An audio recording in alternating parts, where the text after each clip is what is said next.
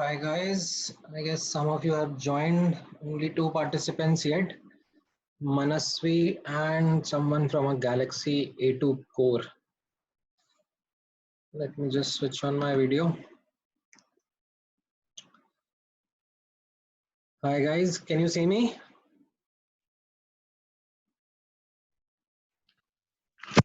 Yes, sir. ठीक है. So we'll wait for some time for other participants to join. एक बार सब join करते हैं उसके बाद we'll begin. ठीक है, थोड़ा सा 5 मिनट वेट करते हैं. In the meantime, आपका कल सेशन हुआ था?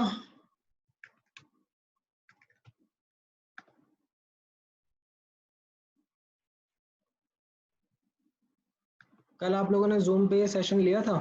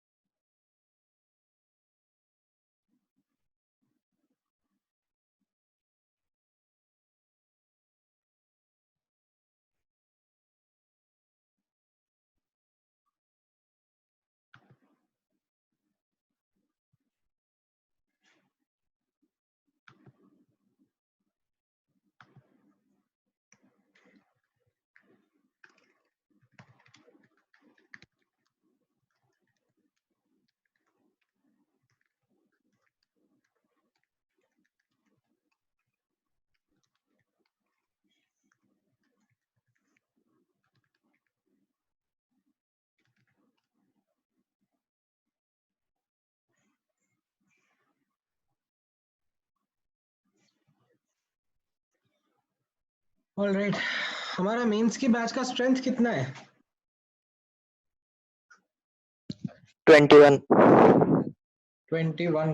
तो कल आप लोगों ने जूम का लेक्चर अटेंड किया था? Yes sir. कितना था? एसएम सर का. अच्छा, कितने पार्टिसिपेंट्स थे, कितने बच्चों ने अटेंड किया था? 6-7 थे. अच्छा, बाकी लोगों को पता है कि नहीं पता है कि ये जूम सेशन चल रहे हैं? पता नहीं सर, लेकिन 6-7 लोग थे. मतलब ग्रुप पर डाला है तो पता ही होगा. अच्छा, आप लोगों की अभी क्लासेस कैसे चल रही हैं अकोला में? अकोला में नहीं सर, बंद है सब. अच्छा, तो अभी ऐसा आप लोग वीडियो लेक्चर्स वगैरह देख रहे हो? Yes sir. अच्छा, और उसके अलावा कुछ और अकोला सेंटर से आपको वहाँ के जो टीचर्स हैं उन लोगों ने कुछ डाउट डिस्कशन सेशन वगैरह ये सब करे हैं? No sir. नहीं सर. अच्छा अच्छा, ओके, ठीक है. तो अभी एक तरीके से आपका काफी टाइम से हॉल्ट हो गया है, मतलब सिलेबस आगे नहीं बढ़ पा रहा? नहीं सर. अच्छा, लास्ट टाइम हम लोगों ने काइनेटिक्स कहाँ तक करा था, उसका कुछ आइडिया है आप लोगों को? Yes sir, 2 minute. Pressure measurement, volume measurement हो गया था. अच्छा, वॉल्यूम मेजरमेंट तक करा दिया था, ओके. ठीक है, उसके आगे के वीडियो लेक्चर्स देखे आप लोगों ने?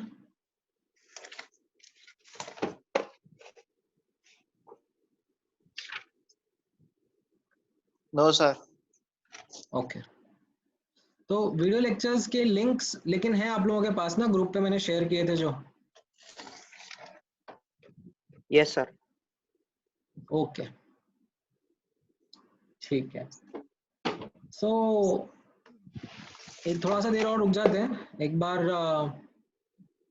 जो भी ज्वाइन होना चाहेगा वो ज्वाइन हो जाएगा तो बेटर रहेगा. सी आपके पास में है ना, कनेक्शन अच्छा रहना चाहिए इंटरनेट का. मतलब अच्छा, मतलब अगर आपका ऐसा 5 MBPS का स्पीड है तो अच्छा रहेगा. Yes sir. अच्छा, मतलब क्लियर है. क्वालिटी क्लियर है. हाँ, मतलब काफी लोग जैसे मैं देख रहा हूँ ना यहाँ पे कनेक्ट होकर डिस्कनेक्ट हो रहे हैं, तो वो उस केस में मतलब it is an issue of मैं एक बार वापस से ये मैसेज डिस्प्ले कर देता हूँ। इनफैक्ट मैं व्हाट्सएप पे भी ये डाल देता हूँ।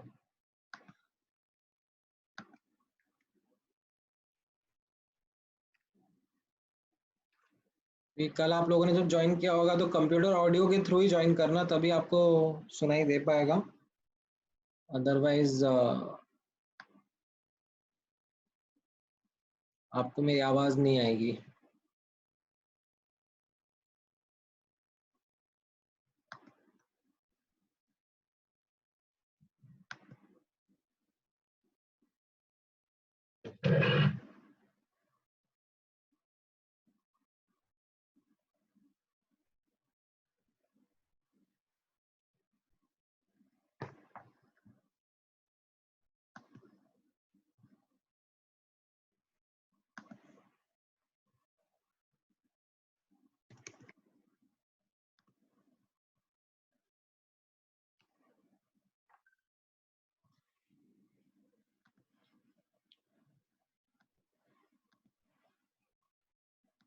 राइट, ठीक है। सो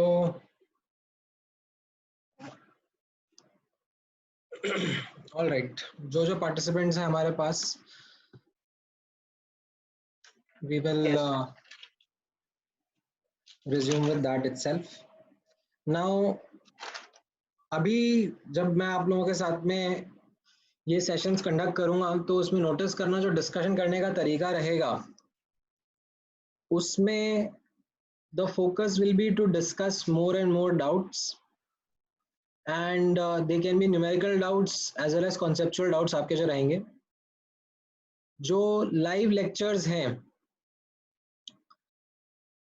as in जो रिकॉर्डेड लेक्चर्स हैं, that has to be your primary source of making notes and understanding the topic. Okay, that is something which is the methodology that we have kind of come up with and decided here at PACE. 3 step methodology है। मैं आप लोगों के साथ में screen share करता हूँ, and उस स्क्रीन शेयर में आप लोगों को दिखेगा what I am talking about exactly. So give me 1 minute. All right. So can you see the screen that I've shared? Yes, sir. ठीक है, मैं अभी मेरा वीडियो ऑफ कर देता हूँ so that you can focus on the screen only. Now, see, ये आपके लिए एक simple step by step methodology है। 3 स्टेप्स हैं इसमें। पहला, आपको जो स्टेप ऐप गेम है जिसका एंड्रॉयड ऐप आप लोगों को लिंक मिला होगा, वो आप लोगों को खेलना है और समझना है चैप्टर्स उसमें से कैसे क्रिएट किया गया है। उससे ऐसा एक्सपेक्टेशन नहीं है कि आप पूरा चैप्टर सीख जाओगे, वो एक बेसिक कंटेंट के ऊपर डिजाइन किया हुआ ऐप है, तो उससे आपको एक बेसिक आइडिया लग जाएगा that this is how you are suppose to understand the chapter. उसके बाद आप लोगों को सेकेंड पॉइंट पर मैं आया हूँ, आप लोगों को लाइव लेक्चर्स देखने हैं, सॉरी रिकॉर्डेड वीडियो लेक्चर्स देखने हैं, होमवर्क करना है, और उसके बाद में आप लोगों को थर्ड स्टेप में लाइव लेक्चर्स में डाउट डिस्कस करना है। ठीक है, तो ये एक तरीका हम लोग रखेंगे ताकि आप लोग इफेक्टिवली अपनी पढ़ाई कंटिन्यू कर पाओ। नाउ, जैसा मैंने आपको बताया कि जो मेन कंटेंट रहेगा टॉपिक का, वो ये लाइव लेक्चर्स के थ्रू आपको समझना, रिकॉर्डेड लेक्चर्स के थ्रू समझना रहेगा। ठीक है, वीडियो लेक्चर्स इंपॉर्टेंट है before the live sessions that happen. Yes, sir. अभी तो कैसा है, जैसे काइनेटिक्स का टॉपिक था, तो काइनेटिक्स के टॉपिक में हमने काफ़ी कुछ तो ऑलरेडी क्लास में कवर कर लिया था, एंड थोड़ा बहुत सा बचा था। आप लोग अगर जो रिकॉर्डेड लेक्चर्स है वो नोटिस करोगे, तो अगर मान लो उसमें कुछ 6 लिंक्स हैं केमिकल काइनेटिक्स के चैप्टर के, तो उसमें से आप मान लो 4 लेक्चर तक का हम लोग ऑलरेडी कर चुके हैं। ठीक है, 4 से 5 लेक्चर तक का हम लोगों ने करा हुआ है। तो लास्ट के जो 3-4 लेक्चर हैं वो आप लोगों को उन वीडियोस के थ्रू देखना है। ठीक है, yes sir. now this is something which would require you to then solve the booklet also. तो इसके बेसिस पर अब आप आपकी रिमेनिंग बुकलेट भी कंप्लीट कर सकते हो। हम लोगों ने वैसे काफ़ी सारे क्वेश्चंस एफबीओ के डिस्कस कर लिए थे, तो that didn't require us to go into much of a trouble, but जो अब आगे का पोर्शन है उसके करस्पॉन्डिंग होमवर्क आपके लिए करना ज़रूरी रहेगा। एक बार जब आप होमवर्क अटेम्प्ट कर लोगे तो उसके बाद डाउट डिस्कशन के लिए मैंने एक ऑनलाइन स्प्रेडशीट, गूगल शीट जिसको अपन बोलते हैं, वो आपके साथ शेयर किया था, एंड उसमें आप लोग अपने डाउट्स इकट्ठा करोगे। Yes sir. सो अभी as I can see and understand कि आप लोगों ने उसको आई थिंक अपडेट नहीं किया है, तो दैट मे बी बिकॉज कि आप लोगों ने या तो बुकलेट अभी पढ़ी नहीं है, अटेम्प्ट नहीं करी है ज़्यादा, या फिर आज पहला ही लेक्चर है तो maybe you are not able to understand it कि कैसे ये प्रोसेस होंगे। तो that is completely okay and understandable, but आपसे रिक्वेस्ट यही रहेगी कि आप लोग डाउट डिस्कशन में आने के पहले ना उस एक्सेल शीट को अपडेट करो, सो दैट पहले से एक आइडिया लग जाए कितना डाउट डिस्कशन रहेगा, एंड इन केस ज़्यादा डाउट्स रहेंगे तो फिर आई कैन प्रायोरिटाइज कि कौन से टॉपिक ज़्यादा इम्पोर्टेंट हैं, कौन से क्वेश्चन ज़्यादा ट्रिकी हैं, डिफिकल्ट हैं, तो उनको सर हम वो लोग ग्रुप हाँ पर बोलिए। ग्रुप पर भेजे है क्या?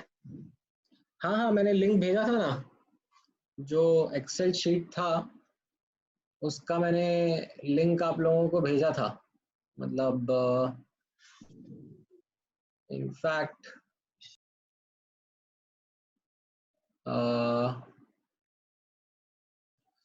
ये देखो, ये रहा link.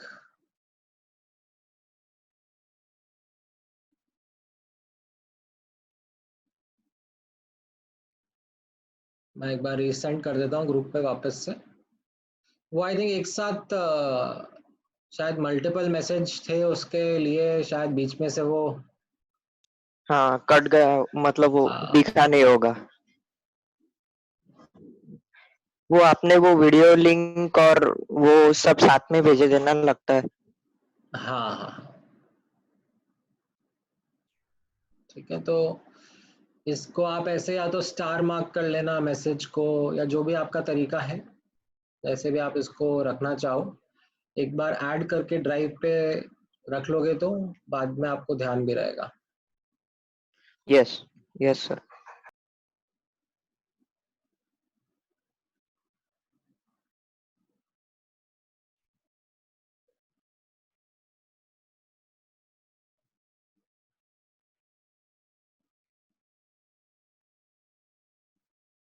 All right, now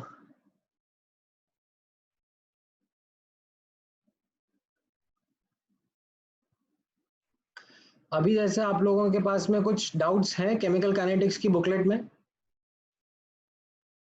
which we would want to discuss, तो हम लोग उन क्वेश्चंस को ले सकते हैं, डिस्कस कर सकते हैं।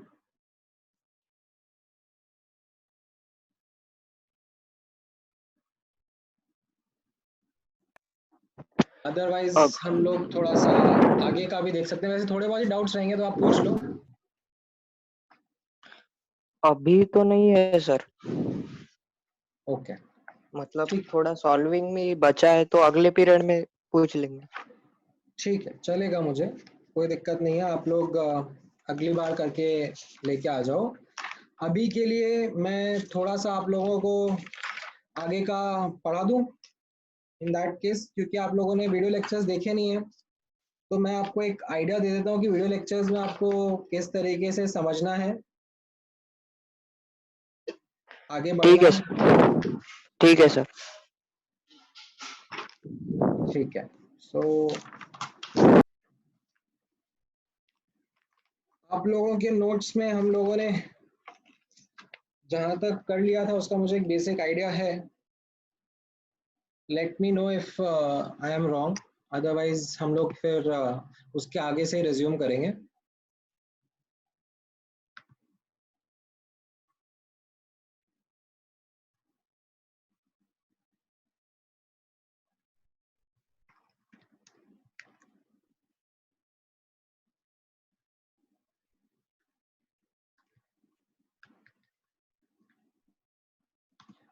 ऑलराइट, सो ये स्क्रीन दिख रहा है आप लोगों को?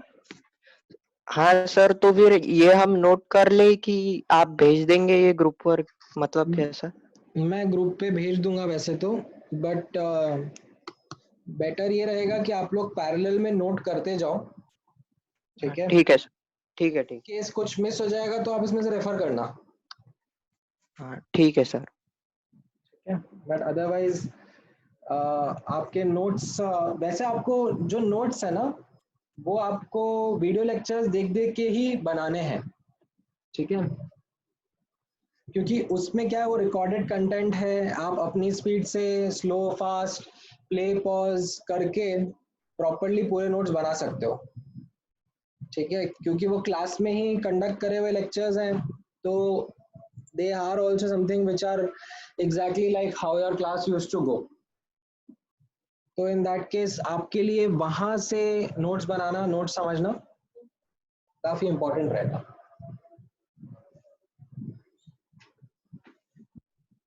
Now as a summary of the chapter, इसमें मैंने आपको स्टार्टिंग में भी एक ओवरव्यू दिया था कि जब हम लोग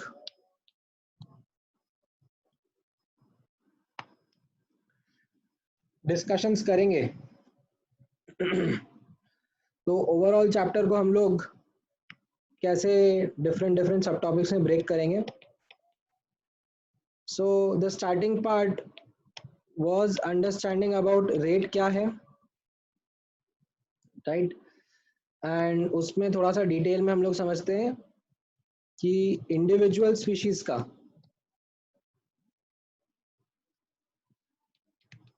रेट एंड रिएक्शन का रेट कैसे अलग अलग रहता है, राइट। इनके बीच में रिलेशनशिप क्या रहता है वो भी हम लोग समझते हैं। देन फिर हमने आपको बोला था कि फैक्टर्स अफेक्टिंग रेट, ये हम लोग डिस्कस करते हैं। एंड उसमें वैसे तो there are many more factors, many miscellaneous factors, but primarily हम लोग तीन फैक्टर के ऊपर फोकस करते हैं: concentration, temperature and catalyst, right. Yes sir.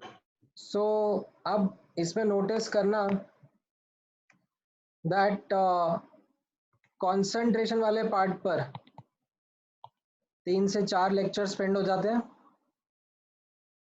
And temperature and catalyst को कवर करने में 2 लेक्चर लगता है। ठीक है, इनफैक्ट आप ये मान के चलो कि कंसंट्रेशन वाले पार्ट में करीब करीब 4 से 5 लेक्चर्स लग जाते हैं। ठीक है, तो इसमें अगर आप ऐसे समझो तो out of say 7 lectures we have done till 4 lectures in class। ठीक है, रफली अगर मैं बोलूँ तो, क्योंकि ये वाला पार्ट जो आप ऑब्जर्व करते हो ना, सबसे पहले कंसंट्रेशन का, इसमें हम लोग फर्दर सब टॉपिक्स डिस्कस करते हैं। इसमें हम लोग कैसा डिस्कस करते हैं, रेट लॉ क्या होता है उसके बारे में डिस्क्राइब करते हैं, एंड ऑर्डर क्या होता है वो भी डिस्कस करते हैं, एंड आपसे फिर बोला जाता है कि given order solve for data. ठीक है, इसमें ऐसा हम लोगों ने, याद हो तो वो पूरा ऐसा टेबल भी बनाया था डिफरेंट डिफरेंट ऑर्डर्स का, 0 order, first order, second order, nth order. हाँ सर, सो याद है। वो पूरा एनालिसिस आप मान लो ये हम लोगों ने करा था, एंड इसमें 2 लेक्चर टाइप्स लग गए थे। ठीक है, जो इंट्रोडक्शन प्लस ये वाला पार्ट करने में,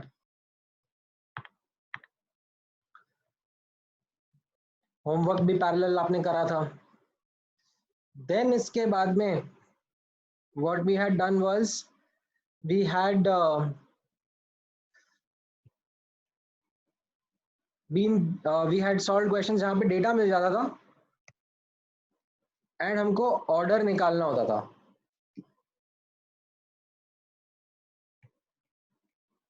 ठीक है, तो यहाँ पर डिफरेंट डिफरेंट मेथड्स हम लोगों ने एक्सप्लोर करे थे, methods to determine order of reaction,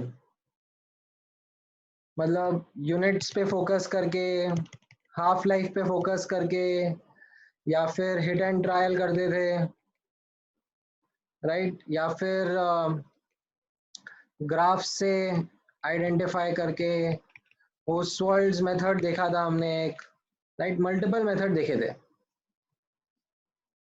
if you remember. सो इसमें खुद में आप मान लो, हाफ लाइफ मेथड भी थी सर। हाँ वो टी हाफ लिखा ना मैंने, ये टी हाफ, इसमें भी 1 लेक्चर लग जाता था। ठीक है, देन इसके बाद में कंसंट्रेशन के अंदर ही हम लोगों ने ये करना शुरू किया था, जहां पर we replace concentration with other parameters to monitor first order kinetics। ठीक है, इसमें हम लोगों ने ऐसा pressure measurement,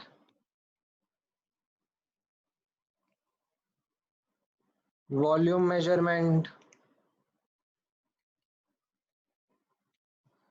then there were these miscellaneous measurements also which we used to do, miscellaneous parameters के measurement। तो इसमें आप मान लो कि लगभग ऐसा 1.5 लेक्चर लग जाता था इसको एक्सप्लेन करके, ऑल्दो इसमें फॉर्मूला बेस्ड था ये। ठीक है, ये सारे एक सिंपल फॉर्मूला से लिंक थे, याद है कि नहीं याद है वो formula, ln of A infinity minus A naught upon A infinity minus A T is equal to K T.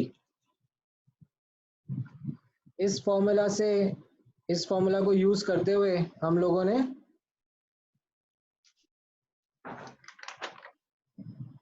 Question solve किए थे। Yes sir. ठीक है, फिर इसके बाद में इसी कंसंट्रेशन के अंदर एक और पार्ट आ जाता है जहां पर कॉम्प्लेक्स फर्स्ट ऑर्डर काइनेटिक्स का डिस्कशन होता है।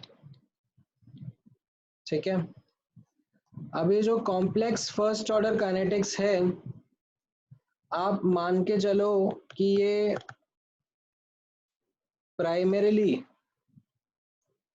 एडवांस्ड के लिए इंपॉर्टेंट है।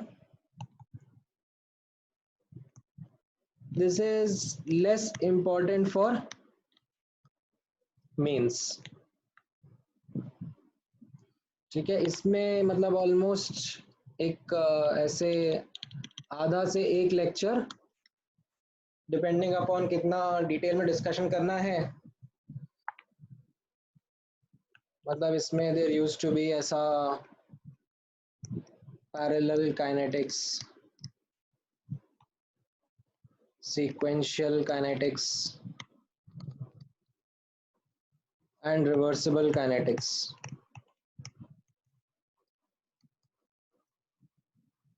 ठीक है, ऐसा मतलब ए जो है वो बी में भी जा रहा है और सी में भी जा रहा है पैरेलली, या फिर ए बी में जा रहा है और बी सी में जा रहा है, या फिर ए बी में जा रहा है और बी वापस ए में आ रहा है। थोड़ा सा कॉम्प्लिकेटेड रिएक्शन काइनेटिक्स सॉल्व करते थे। ठीक है, हम लोगों ने तो कैसा, हम लोगों ने सिंपल ऐसा ए गोज टू प्रोडक्ट या A plus B goes to product, right, ऐसे सिंपल वाले टाइप्स करे हुए हैं। And mostly questions in simple types के ऊपर ही पूछे जाते हैं। ये एडवांस में थोड़ा सा एक्स्ट्रा कैप्चर करा जाता है। ठीक है, तो इसमें क्या चीज आपके लिए रेलेवेंट है वो मैं बता दूंगा, आपको समझा दूंगा। ठीक है, सो जैसा आपने नोटिस करा कि ये कंसंट्रेशन वाला पार्ट जो है, इसमें करीब करीब ऐसे 4 से 5 लेक्चर लगे जाते हैं। ठीक है, तो आप लोगों का ऑलमोस्ट ये यहाँ तक का पार्ट हो गया है, मतलब this is something which you have been able to do in class. Yes sir. ठीक है, अब इसके आगे का जो पार्ट है मैं उसके बारे में भी आइडिया दे देता हूँ। अब जैसा मैंने स्टार्टिंग में आपको बताया था कि टेम्परेचर एंड कैटलिस्ट दो फैक्टर्स हैं जिनके ऊपर रेट ऑफ रिएक्शन डिपेंड करेगा। तो अब इसमें आप मानो तो इफेक्ट ऑफ टेम्परेचर भी हो गया था, चालू हो गया था। इफेक्ट ऑफ टेम्परेचर मैंने आप लोगों को बता दिया था ना। हाँ, सो देन बेसिकली ये अरीनियस थ्योरी मैंने कराया था ना क्लास में।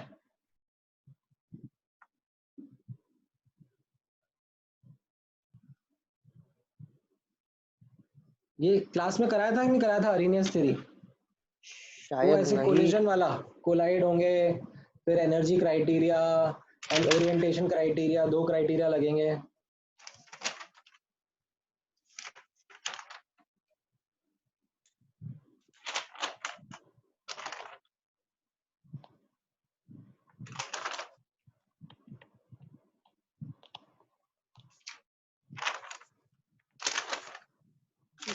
नहीं किए थे लगता है सर। ऑलराइट, कोई दिक्कत नहीं है, we will see how to work with this. So इसमें हम लोगों ने फिर, मैं बता देता हूँ, कंसंट्रेशन का पार्ट खत्म होने के बाद में ये अरीनियस थ्योरी का डिस्कशन किया था। Yes sir. और ये अरीनियस थ्योरी से हमें इफेक्ट ऑफ टेम्परेचर पता पड़ा था या पड़ेगा, you can say, as well as effect of catalyst भी पता पड़ेगा। ठीक है, इन दोनों का हमें एक आइडिया लग जाता है एंड आप मान के चलो that this is somewhere 1 to 1.5 lectures, ठीक है। देन लास्ट में एक पार्ट कराया जाता है जो कि एक्चुअली इस टॉपिक का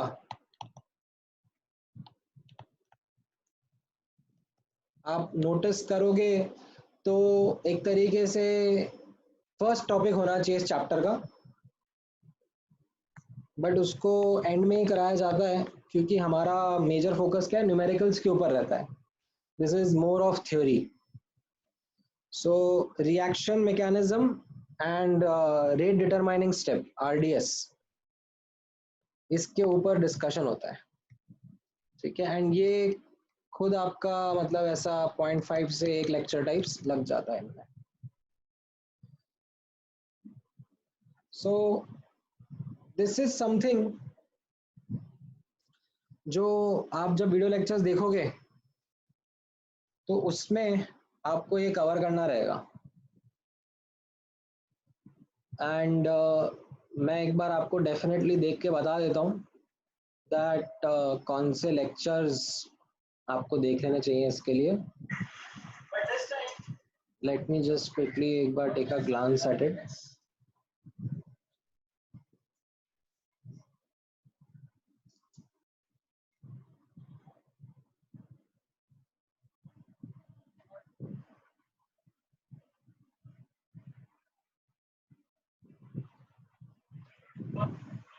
राइट, सो जो लिंक्स मैंने आपके साथ शेयर करे हैं, ठीक है, यस सर। उसमें जो 1 2 3 4 5 6 7, ठीक है। So this is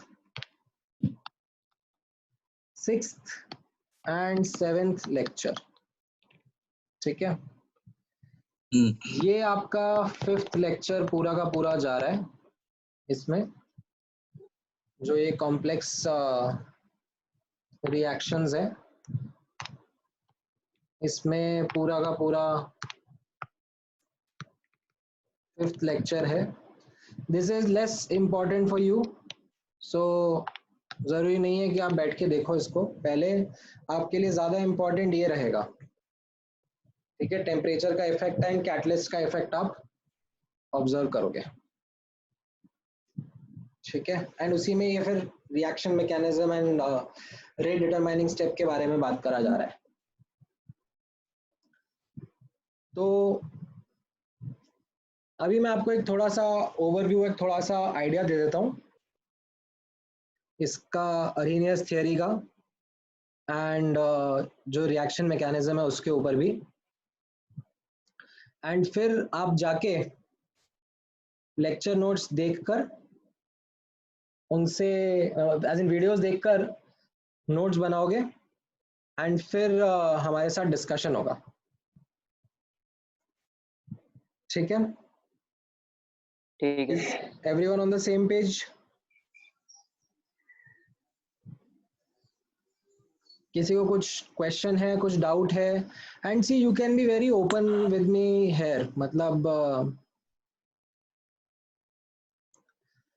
you can discuss your doubts, there is no problem at all. तो ये एक नया तरीका है ना जिसमें हम कर रहे हैं, तो definitely sometimes you can ask really stupid doubts as well, but that's okay, yes sir. ठीक है। It can be sometimes not even related to the topic, it can be something like कि मतलब मुझे ये चीज इस तरीके से करने का सोच रहा हूँ, would that be a right way of doing it, something other than that also, ठीक।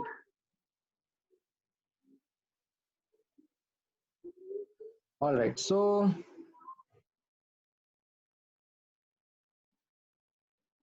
ये हमारी एक तरीके से समरी हो गया, आपको कैसे प्रोग्रेस करना है। अब मैं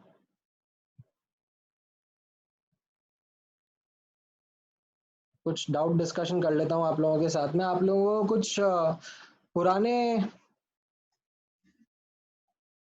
कॉन्सेप्ट्स में किसी में डाउट है? 2 मिनट सर।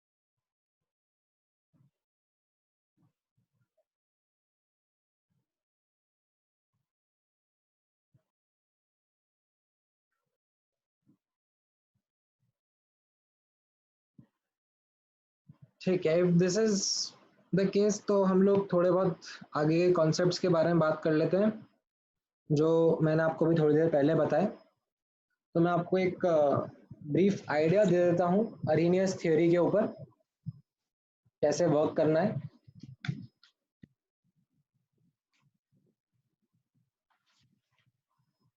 ताकि सर वो हाँ रेनियस थ्योरी के जो ग्राफ्स हैं ना वो एक बार समझा दो, हाँ हाँ एनर्जी ग्राफ। बिल्कुल बिल्कुल ठीक। सो अरेनियस पहले से ही ले रहे हो क्या फिर सर आप? सॉरी, अरेनियस थ्योरी पहले से ले रहे हो क्या? हाँ मतलब मैं देखो अभी एक आइडिया दूंगा, ब्रीफ आइडिया दूंगा, कॉन्सेप्ट्स क्लियर करूंगा, बट जो नोट्स बनाने का काम रहेगा ना वो आप 6th और 7th लेक्चर को देखते हुए बनाना, ठीक है? ठीक, हाँ ठीक है। सो Arrhenius theory of collisions is what is being talked about. So इसके पीछे का बैकग्राउंड कैसा है वो समझने की कोशिश करो।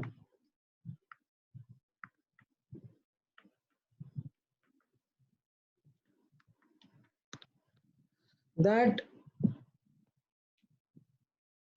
rate law and order of reaction is determined experimentally.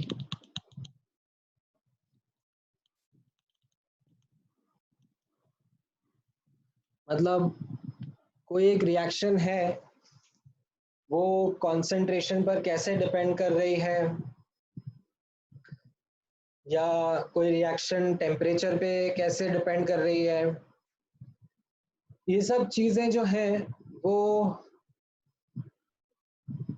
हम लोग एक्सपेरिमेंट करके ही समझते हैं। ऐसा नहीं है कि आपने कोई एक रिएक्शन देखा और वो रिएक्शन देख के आपको पेन एंड पेपर पे ही समझ में आ गया कि हाँ भाई मतलब इसमें इस रिएक्टेंट का ऑर्डर 1 होगा, इसका 0 होगा, ऐसा नहीं होता है, ठीक है? तो अब ये चीज और ऐसी अंडरस्टैंडिंग हमने पहले भी देखी हुई है।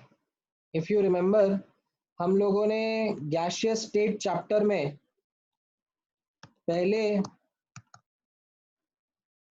एक्सपेरिमेंटल गैस लॉज पढ़े थे, ठीक है? ऐसा pressure is inversely proportional to volume, volume is directly proportional to pressure, temperature, pressure is directly proportional to temperature, और फिर इन सब से एक कंबाइंड गैस लॉ निकाला था। ये सब एक्सपेरिमेंटली स्टडी किया गया था, ठीक है? हाउएवर अब इससे हमें गैस के बारे में कुछ कुछ रिजल्ट्स तो मिल गए थे, बट हमें और रिजल्ट्स की तलाश थी कि गैस को हमें और डिटेल में समझना था। तो उसके लिए हम लोगों ने डेवलप करा KTG, which is like a mathematical model of understanding the gases। तो उसमें हमने बोला कि हाँ यही चीज़ है, एक डब्बे हैं उसके अंदर जो गैस के एटम्स हैं वो Newton's law of motion follow कर रहे हैं एंड लाइक एनर्जी मोमेंटम सब कंजर्व हो रहा है, इलास्टिक कोलिजन्स हैं, मतलब जो भी अपने फिजिक्स के अजम्पशंस लगते हैं वो सब हमने लगा दिए। एंड यहाँ से भी हम लोगों ने डिराइव कर लिया आइडियल गैस लॉ।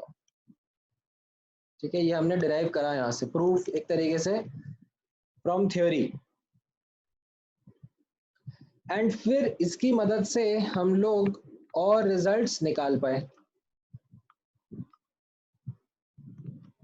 क्या क्या रिजल्ट नए नए आए थे इससे हमें? काइनेटिक एनर्जी के बारे में, स्पीड के बारे में, नंबर ऑफ कोलिजन्स हैपनिंग के बारे में, मीन फ्री पाथ के बारे में, रेट ऑफ डिफ्यूजन के बारे में, लाइक बहुत सारे नए नए रिजल्ट इससे हमें और समझ में आने लगे। सर वो केटीजी के सामने क्या लिखा है? Mathematical model. ये जैसे एक्सपेरिमेंटल है ना, तो ये थ्योरेटिकल है, क्योंकि हम ये सब पेन एंड पेपर पे ही करते हैं।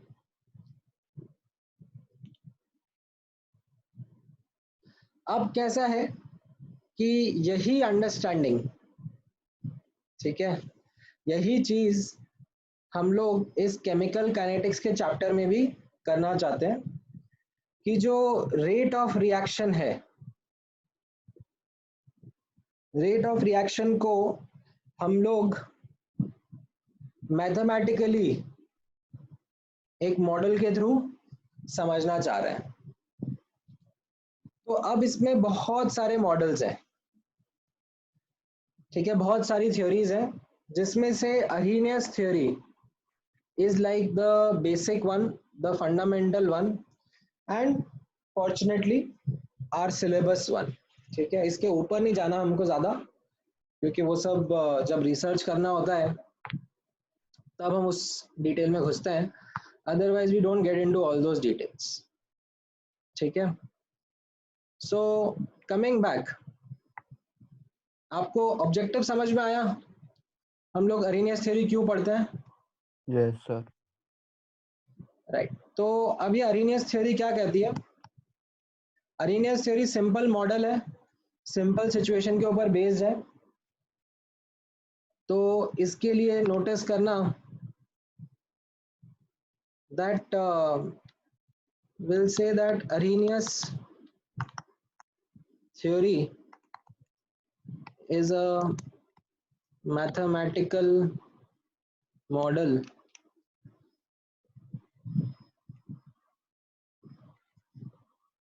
you can say model to describe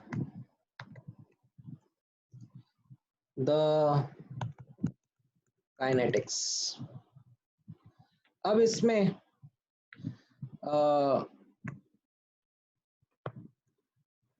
हम लोग स्टार्ट करते हैं एक सिंपल सिनेरियो से, for bimolecular reaction in gaseous phase. ठीक है, मतलब सिंगल स्टेप में एक रिएक्शन हो रहा है कि एक A2 और B2 दो मॉलिक्यूल्स हैं, ये आपस में कोलाइड करते हैं और इससे 2AB बनता है। तो अरीनियस थ्योरी ने बोला कि ये कैसे होता है, मॉलिक्यूल्स आपस में एक दूसरे को अप्रोच करते हैं, ठीक है, देन अ कोलिजन हैपेंस बिटवीन देम, फिर बॉन्ड्स फॉर्म होते हैं, ब्रेक होते हैं, ठीक है, ये वाले बॉन्ड्स फॉर्म हो रहे हैं, ये वाले बॉन्ड्स ब्रेक हो रहे हैं, एंड देन फाइनली प्रोडक्ट बनता है। ठीक है, so this is something which is saying कि हमें लिया है अगर आपने लगता है सर ये। ऑल राइट, तो अभी ठीक है, थोड़ा सा उसके कंटिन्यूएशन में देख लो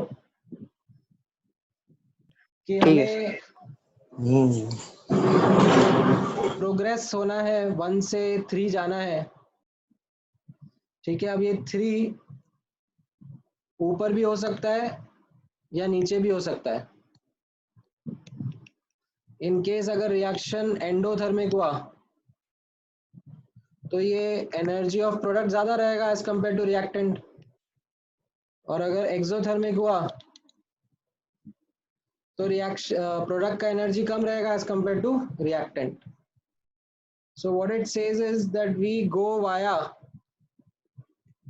this high energy unstable state called as transition state. ठीक है, this is called as transition state or activated complex. ठीक है, अब इस चीज को समझने के लिए ध्यान से ऑब्जर्व करना। मैं कोई एक सिनेरियो लेता हूं, लेट्स से एंडोथर्मिक वाला ले लेते हैं। तो इसमें अब कुछ कुछ इंपॉर्टेंट एस्पेक्ट बताए जाते हैं। ये जो एनर्जी लेवल है ये किसका है? रिएक्टेंट का। ठीक है,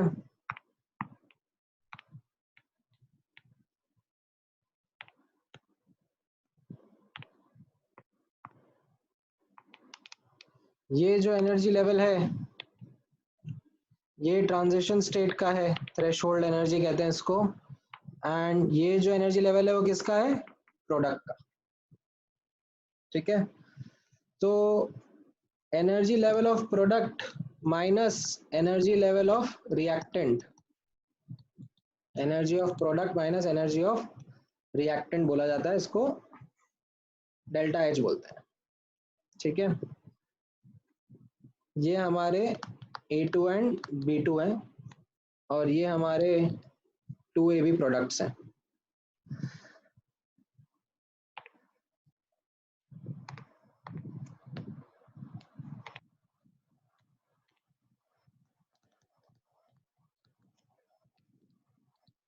ठीक है, फिर इसमें नोटिस करना कि ये जो डिफरेंस है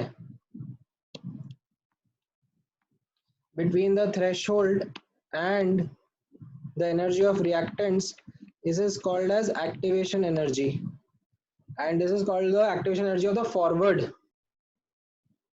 process. एंड ये जो प्रोडक्ट और ट्रांजिशन स्टेट के बीच का गैप है इसको कहते हैं activation energy of the backward reaction. ठीक है,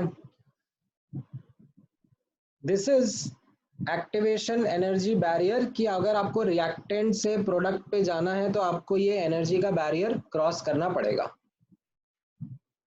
आपको ये अनस्टेबल ट्रांजिशन स्टेट के थ्रू अगर जाना है तो आपको ये एनर्जी का गैप ओवरकम करना पड़ेगा। ये समझ में आया? अगर आपको प्रोडक्ट से रिएक्टेंट आना है, उल्टा जाना है, प्रोडक्ट से रिएक्टेंट जाना है, तो आपको फिर एक्टिवेशन एनर्जी का गैप जो है, जो बैरियर है वो ये बैकवर्ड हो गया, ये क्रॉस करना पड़ेगा, तब जाके आप रिएक्टेंट पर आ पाओगे। तो ये एक्टिवेशन एनर्जी का कॉन्सेप्ट समझ में आया? हाँ सर। अब इसमें एक इंपॉर्टेंट रिलेशनशिप नोटिस करना, दैट ये activation energy and delta H का एक रिलेशनशिप यूज करा जा सकता है, that delta H is equal to EA forward minus EA backward.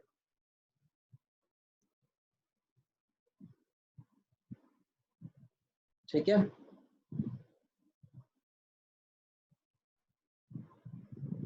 and based on this अब अरेनियस थ्योरी कैसा बोलती है? अरेनियस थ्योरी बोलती है कि जो रेट ऑफ रिएक्शन है that is actually proportional to the number of collisions happening between A2 and B2.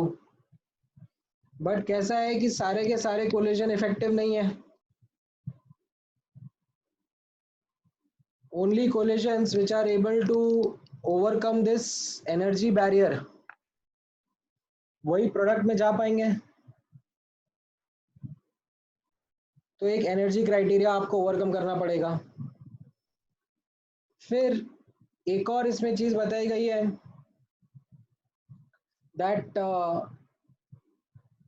ये जब कोलिजन्स होते हैं तो इसमें कैसा है कि ये ए है तो ऐसा नहीं हो सकता कि बी स्लांट वे में आके टकराए और इफेक्टिव कोलिजन हो जाए. ये गड़बड़ हो जाएगा. So as a result it is important कि आप ओरिएंटेशन भी करेक्ट हो. एंड इनके ऊपर अब ये क्या होता है, ये केटीजी से आता है. ठीक है, ये सब काइनेटिक थ्योरी ऑफ गैस से डिराइव करके लेके आके हमारे सामने एक रिजल्ट बन जाता है दैट के जो रेट कांस्टेंट है of reaction is equal to A into E की power minus A by R T. ठीक है, ए हमारा एक प्री एक्सपोनेंशियल फैक्टर बोलते हैं इसको, अरेनियस फैक्टर बोलते हैं. Frequency factor, Arrhenius factor, pre exponential factor, बहुत सारे नाम होते हैं इसके. एंड ये होता है activation energy. This represents the fraction of active molecules. I think मुझे ऐसा याद आ रहा है कि यहां तक मैंने क्लास में आपको बताया था, राइट?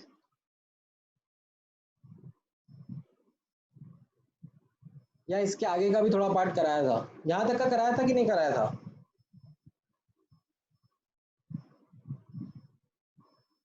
सर याद आ रहा है थोड़ा थोड़ा. अच्छा, नोट्स है किसी के हाँ पास? सर, हाँ सर, हाँ सर, हाँ सर, यहाँ तक किया था. इससे इससे आगे भी थोड़ा गए थे सर. हाँ बताओ कहाँ तक गए थे? डिपेंडेंस ऑफ के ऑन टी. हाँ तो राइट, उसमें फिर हम लोगों ने देखा था और उसके आगे कैटलिस्ट का भी कराया था मैंने.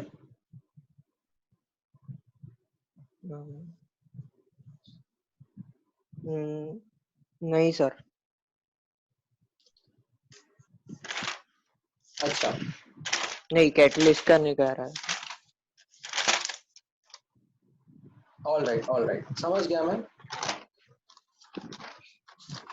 तो डिपेंडेंस ऑफ के ऑन टी है, हाँ, तो मतलब लास्ट हेडिंग. हाँ, तो इसी से हम लोग डिपेंडेंस ऑफ आप नोटिस करोगे तो इसी से हम लोग डिपेंडेंस ऑफ के ऑन टेम्परेचर देखेंगे. आपको यहाँ पे टी का टर्म दिख रहा है तो वही हमारे लिए रहेगा. अगर हम दोनों तरफ लॉन ले लेंगे तो ये क्या हो जाएगा, ln K is equal to ln A minus E A by R T. ठीक है, तो अगर मैं ऐसे लॉन के वर्सेस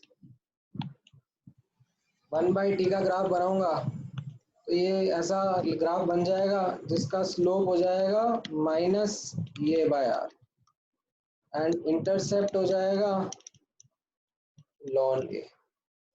ठीक है, तो as you can see that as temperature increases K increases.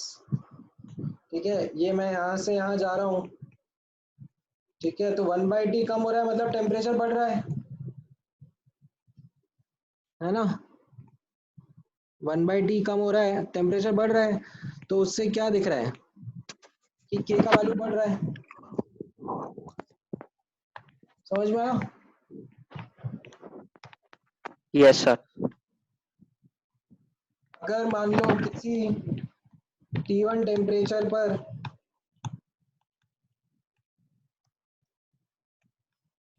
Rate constant K1 है और किसी T2 टेम्परेचर पर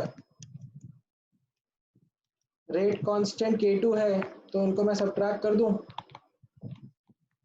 तो क्या बन जाएगा?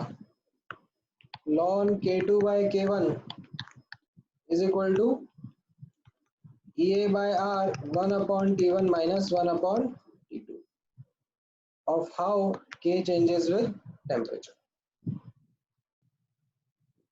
So अब इसके ऊपर काफी सारा डिस्कशन करा गया है, काफी सारी यू कैन से थ्योरी है।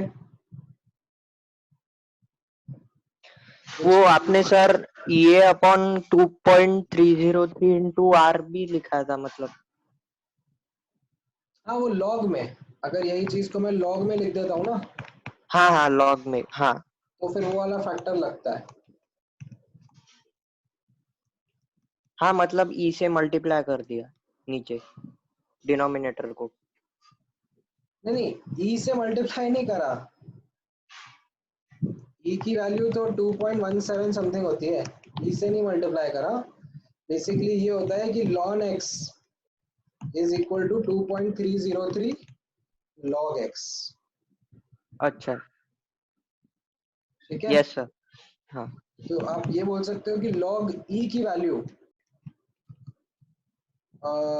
या log e की वैल्यू नहीं, मतलब log या ln 10 की value, I should say that ln 10 की वैल्यू 2.303 होती है। ठीक है,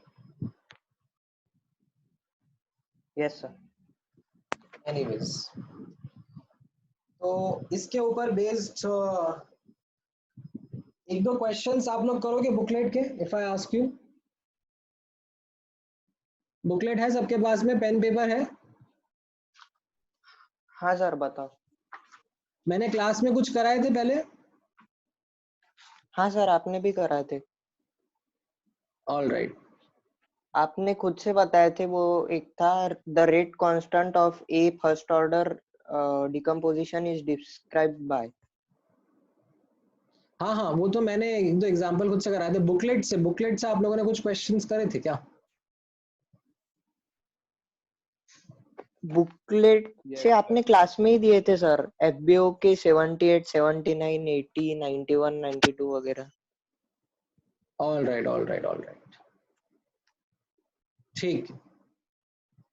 तो ये क्वेश्चंस आप लोगों ने क्लास में करे थे। एज अ क्विक रिकैप, चलो मैं एक दो क्वेश्चन और देता हूँ। मैं इससे गेट इक्विप्ड से देता हूँ। ठीक है, गेट इक्विप्ड वाला सेक्शन जो सिंगल चॉइस है उसमें से देख के देते हैं, रुको।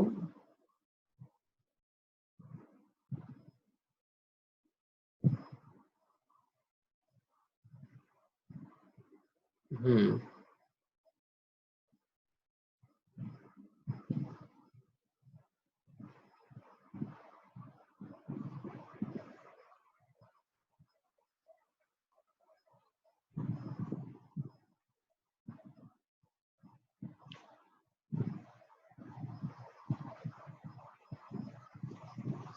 11th क्वेश्चन, गेट इक्विप्ड का 11th क्वेश्चन ट्राई करो एक बार सब।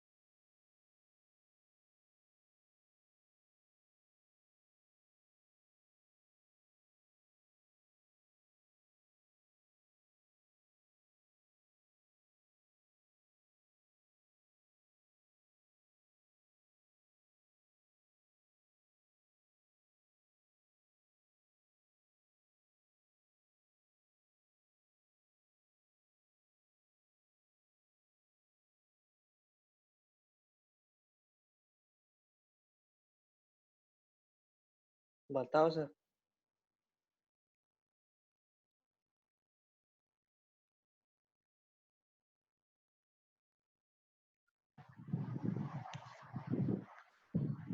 हाँ बोलो।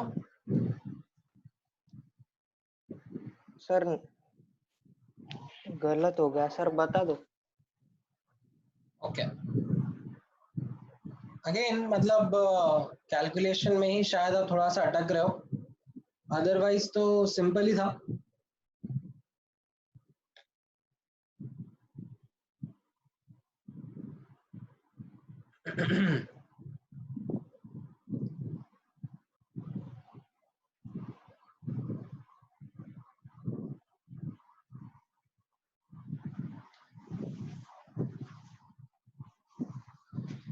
समझाता हूँ मैं। So look at the information that is given, quite simple.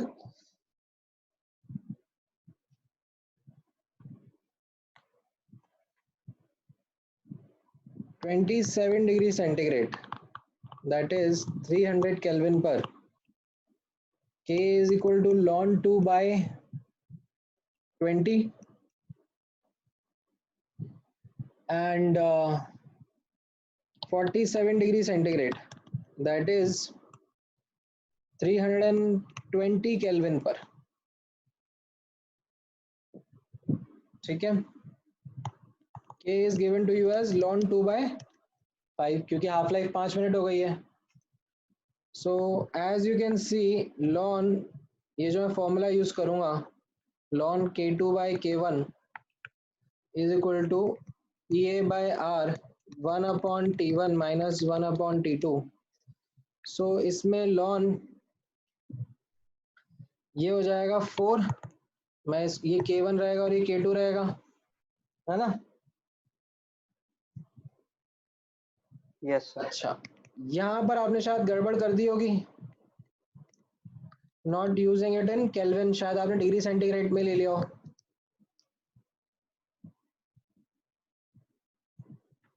हाँ हाँ sir. Right, into 8.314 divide by 1000 आप जब करोगे तो ये आपको ये दे देगा इन किलो जूल्स। ठीक है, क्योंकि आर की वैल्यू मैंने 8.314 यूज करी है और जूल्स में, तो डिवाइड बाय 1000 मैंने करा है किलो जूल के लिए। ये समझ में आया? Yes sir. इससे आपका सही आंसर आएगा। ठीक है, अच्छा अब नोटिस करना, मैं एक आगे का और बता देता हूँ। इफेक्ट ऑफ कैटलिस्ट कैसा रहेगा। सो अभी अरीनियस थ्योरी से कैटलिस्ट के बारे में भी समझ में आता है। वो किस तरीके से है, दैट कैटलिस्ट, ठीक है, टिपिकली पॉजिटिव कैटलिस्ट के बारे में हम लोग बात करते हैं, increases the rate of both forward and backward reaction। ठीक है, by changing the mechanism and lowering the activation energy barrier। ठीक है, कैसा है, मान लो कि पहले आप जब रिएक्टेंट से प्रोडक्ट जा रहे थे, ये रिएक्टेंट है और मान लो ये प्रोडक्ट है, एंडोथर्मिक रिएक्शन है, तो आपको इस तरीके से जाना पड़ रहा था। बट अब कैटलिस्ट डालने के बाद में हो सकता है कि ये एक्टिवेशन एनर्जी का गैप कम हो जाए। अब आपको जो एक्टिवेशन एनर्जी लगेगी, ये डैश है, this will be much, you can say lesser, just a second, this will be much lesser as compared to EA। जो कि आपको पहले लग रहा था। ठीक है, सो कैसा हो जाएगा, जो EA डैश है वो आपका छोटा रहेगा, तो इसका मतलब ये जो K कैटलाइज्ड है ये आपका बड़ा रहेगा as compare to K uncatalysed से। ठीक है, तो यहाँ पर रिएक्शन फास्टर हो जाएगा। ठीक है, तो this is something how a catalyst works. Numerically अगर हमको देखना है तो यहाँ पर नोटिस करना, न्यूमेरिकली आप नोटिस करोगे तो लॉन के अनकैटलाइज्ड इज इक्वल टू, कैसे लिखा जाता है, ln A minus EA by RT and ln K catalysed कैसा लिखा आएगा, ln A minus EA dash by RT। तो अगर मैं इनको सब्ट्रैक्ट कर दूं तो क्या दिखेगा, ln of K catalysed upon K uncatalysed is equal to EA minus EA dash upon RT। ठीक है, तो जो भी you can say change in delta EA होगा अपॉन RT। ठीक है, सर टेम्परेचर, हाँ बोलो। सर एक बार वो ग्राफ के ऊपर का दिखा सकते हो क्या, वो लिखना रह गया था। हाँ हाँ बिल्कुल, वैसे मैं वही कह रहा हूँ, आप अभी इस चीज के ऊपर ज्यादा मत फोकस करो कि मैं लिख पाया कि नहीं लिख पाया, क्योंकि आप जब live lectures sorry video lectures देखोगे ना तो उसमें से आपको प्रॉपर्ली नोट्स उतारना ठीक है फिर। है ना। ये मैं आपको एक ब्रीफ ओवरव्यू दे रहा हूँ ताकि आप उससे एक बार अच्छे से समझ के क्वेश्चंस कर पाओ। ठीक है, जैसे अब मैं आपको फॉर एग्जांपल अब इसके ऊपर मैं आपको एक आध दो क्वेश्चन कराता हूँ, तो नोटिस करना कैसा रहेगा।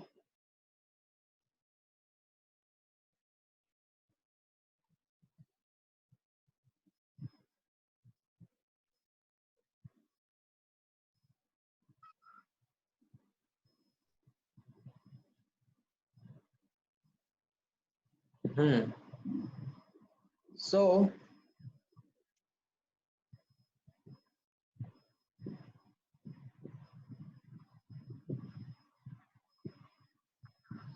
FBO का क्वेश्चन नंबर 97 ट्राई करो, देखो।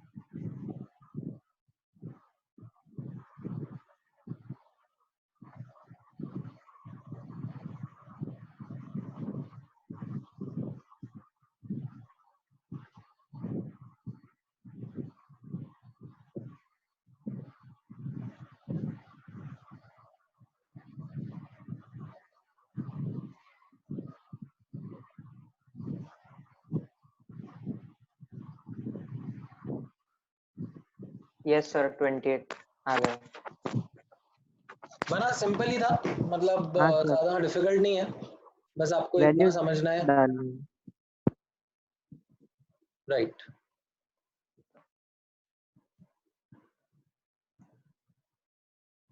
ठीक है।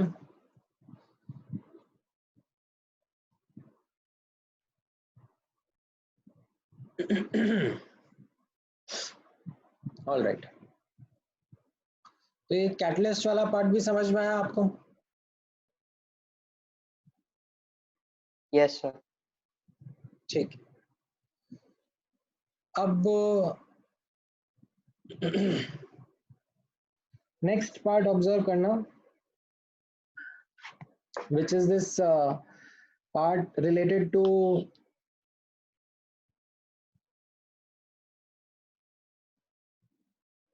reaction mechanism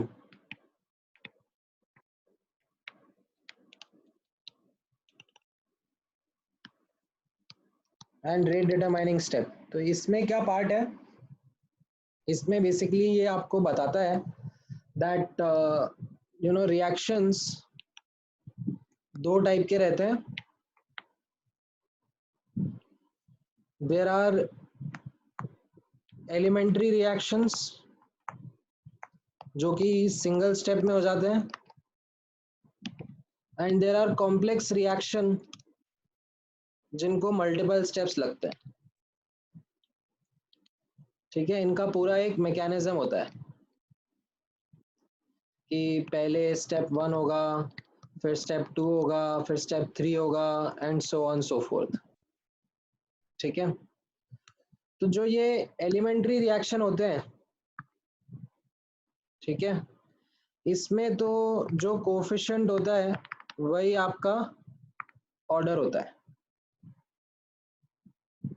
ठीक है, एंड ये टिपिकली 1 2 एंड रेयरली 3 मिलता है। ठीक है, इसमें कैसा है कि एक स्टेप में रिएक्शन हो गया, मतलब A plus B is giving A B, मान लो ऐसा कुछ रिएक्शन है। अब ये जो, और क्योंकि इसमें ये कोफिशिएंट ही ऑर्डर होता है, तो इसमें हम लोग रेट लॉ भी सिंपली ऐसे ही लिख लेते हैं, मतलब R is equal to K into अभी A की पावर 1 एंड B की पावर 1, जैसे ये एग्जांपल है ना इसके लिए। बट अगर कोई कॉम्प्लेक्स रिएक्शन है, ठीक है, तो इसमें ऑर्डर इज डिटरमाइंड एक्सपेरिमेंटली। ठीक है, एंड यहां पर एक चीज और नोटिस करना, हम लोग रेट लॉ लिख सकते हैं। Rate law can be written as per the mechanism। जो इसमें मैकेनिज्म रहेगा उसके हिसाब से हम रेट लॉ भी इधर लिख पाएंगे। बट ये एक्सरसाइज कैसी रहेगी वो एक्चुअली हमारे लिए एक इम्पॉर्टेंट लर्निंग है। ठीक है, तो यही टॉपिक एक्चुअली अभी कवर करा जाता है कि अगर मैं आपको कोई ऐसा कॉम्प्लेक्स रिएक्शन का मैकेनिज्म लिख दूं, ठीक है, if this is given then can you find the rate law? Can you find the rate law expression? Can you find the order? Can you find the rate constant? Can you find the overall activation energy? ये सब आपसे पूछा जाएगा। ठीक है, तो उसके लिए मैं एक सिंपल एग्जांपल लेता हूं और उस एग्जांपल के बेसिस ही मैं आपको समझाने की कोशिश करता हूं कि हम लोग कैसे ये फिगर आउट करते हैं। ठीक है, सो मान लो ठीक है, एक ये रिएक्शन है A2 plus B2 is giving 2AB। ठीक है, अगर मैंने ये बोल दिया कि ये एलिमेंट्री है, सिंगल स्टेप है, और आई से एलिमेंट्री, तो कहानी यहीं पे खत्म हो गई। रेट का एक्सप्रेशन क्या बन जाएगा, R is equal to K2 into A2 की पावर 1 एंड B2 की पावर 1। ठीक है, ऑर्डर क्या हो गया 2। ठीक है, रेट कांस्टेंट क्या हो गया K, एंड जो भी इसका एक्टिवेशन एनर्जी होगा, ठीक है, जो K के एक्सप्रेशन में आ रहा होगा वो ये इसका एक्टिवेशन एनर्जी रहेगा। ठीक है, however if say this is a complex reaction,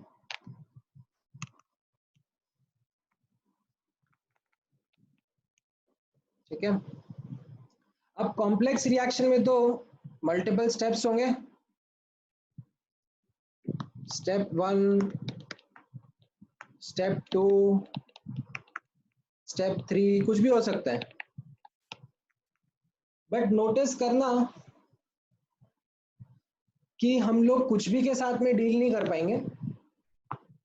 ये हमारा, ठीक है, बुकलेट में नोटिस करोगे तो सारे के सारे क्वेश्चंस जो बुकलेट में हैं वो एक पर्टिकुलर पैटर्न ही फॉलो करते हैं। ठीक है, तो हम एक टाइप के कॉम्प्लेक्स रिएक्शन का ही डिस्कशन कर रहे होंगे, जिसमें स्टेप 1 जो है वो एक रैपिड इक्विलिब्रियम होगा, देन स्टेप 2 स्लो होगा, एंड स्टेप 2 वापस से रैपिड हो सकता है। ठीक है, जैसे यहाँ पर A2 पहले 2A में जाएगा, फिर जो A है वो B2 के साथ टकरा के, राइट, इसका ये K forward and K backward ये रहेगा, ये इसका K2 रहेगा, गिविंग ये हो जाएगा से AB प्लस ये। ठीक है, ये गिवन है आपसे, ये जो कॉम्प्लेक्स रिएक्शन का मैकेनिज्म होगा ना ये आपको गिवन होगा, ऐसा नहीं है कि आपसे रिएक्शन का पूछा जाएगा, तो मैं आप मान के चलो कि दे रहा हूँ। यस फिर ये जो बचा हुआ A है वो B के साथ में रिएक्ट करके एक और AB बना देगा। ठीक है, तो अगर आप इनको ऐड करोगे तो आपको ओवरऑल रिएक्शन मिल जाएगा। नोटिस करना A2 plus B2 is giving 2AB। बीच में ना क्या हुआ, बीच में ये AB और A ये सब कैंसिल आउट हो गए। ठीक है, ये सब इंटरमीडिएट थे। यस ठीक है, ये जो AB B आर इंटरमीडिएट, ये हमारे रिएक्टेंट है, ये हमारा प्रोडक्ट है। ठीक है, सो अब नोटिस करना कि हम इसका अब रेट लॉ कैसे देखेंगे। तो हम लोग बोलते हैं, हम लोग इसमें जाते हैं कि जो स्लोएस्ट स्टेप होता है ना रिएक्शन के मैकेनिज्म का, वही रेट डिटरमाइनिंग स्टेप होता है। कैसे बोला जाता है, अब आप मानो कि स्टेप 1 को होने में 1 सेकेंड लग रहा है, स्टेप 2 को होने में 100 सेकेंड लग रहे हैं, और स्टेप 3 को होने में 2 सेकेंड लग रहे हैं। ठीक है, तो ओवरऑल रिएक्शन 100 सेकेंड के आसपास में खत्म हो रहा होगा। तो हमारा जो स्लोएस्ट स्टेप हो जाता है रिएक्शन का, हमारा वो स्टेप ही उस रिएक्शन के रेट को गवर्न करने लगता है, क्योंकि जब तक ये स्लो वाला स्टेप नहीं होगा तब तक पूरा रिएक्शन होगा ही नहीं, तब तक बात आगे बढ़ेगी नहीं। समझ में आया? यस तो हम लोग बोल देंगे अब, क्योंकि ये तो एलिमेंट्री है, जो इंडिविजुअल स्टेप होता है ना वो एलिमेंट्री होता है हमेशा। तो मैं इसका रेट लॉ कैसे लिख दूंगा,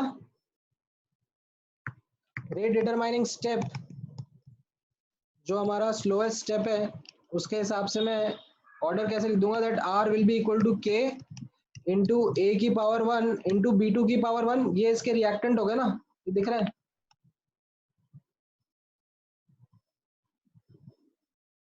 तो ये मेरा रेट लॉ हो गया। बट नोटिस करना, अब this can't be reported. Why can't this be reported, क्योंकि इसमें इंटरमीडिएट है, because A is intermediate. Rate law can only be, rate law expression can only contain reactant, product और catalyst।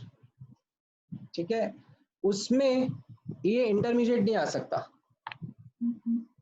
तो अब हमें क्या करना पड़ेगा, ये ए को सब्स्टिट्यूट करना पड़ेगा, should be substituted.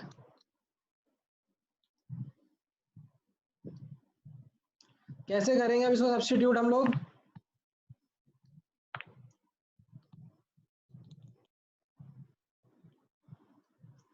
we will have to actually use what is called as RDS approximation।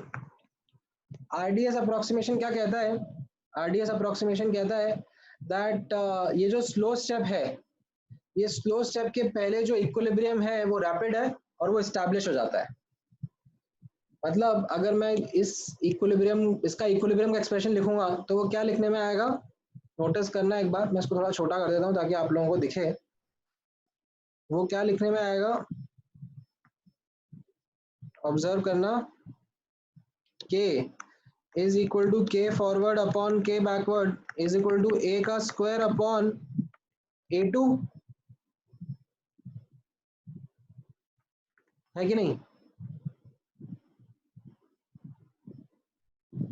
Yes sir. तो यहां से मैं a को सब्स्टिट्यूट कर देता हूं, तो ये बन जाएगा r is equal to, notice करना इसको मैंने सब्स्टिट्यूट कर दिया उधर, तो ये बन जाएगा r is equal to k2 into k forward by k backward into, मतलब root of this into a2 की पावर 3/2। ठीक है, ये a2 की पावर हाफ, और यहां से सॉरी माय बैड, a2 की पावर हाफ